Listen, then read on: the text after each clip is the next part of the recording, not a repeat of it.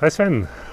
In another video we talked briefly about these vacuum chambers, the lids for the Selene guides. And on top of these vacuum chambers, in order to lift it from position A to position B and for closing the lids, we also need to use these lifting tools or these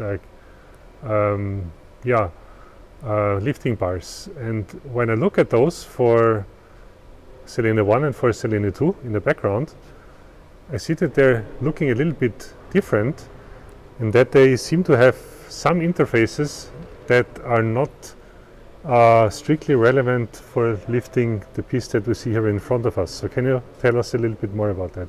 Yeah, absolutely. So basically, when we ordered the vacuum chambers and also the carriers that go inside the vacuum chambers, we made one single large WTO tender for administrative simplification of the process. And in this one big WTO, we defined that one part of the project can be split up between different suppliers. And as we didn't know which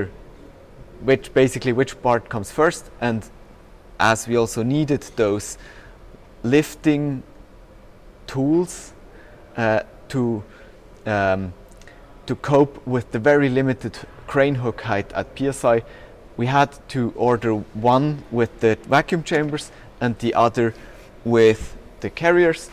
And basically now you know that the chambers and the carriers went to different companies and have been designed slightly differently. So that also means that each of these tools is initially designed to lift the vacuum chamber that you see here, but it's also designed to lift the carrier. That's right. That was the intention. So the plan was to, for example, here you can see,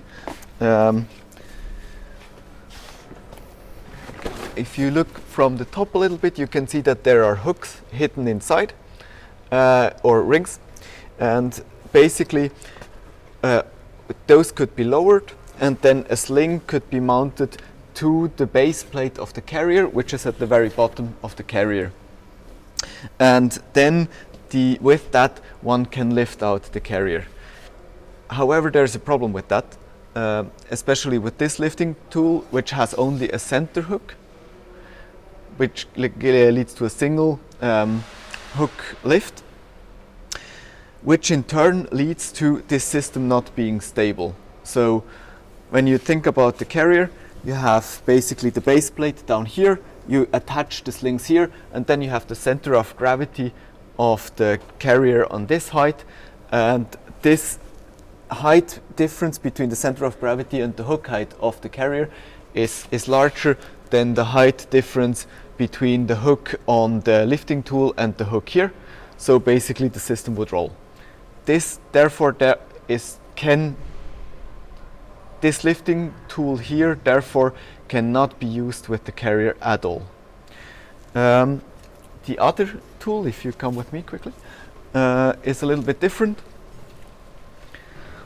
So basically the system for lifting the chamber is the same, and I would highly recommend to use it to lift the chamber. It's a quite convenient lift.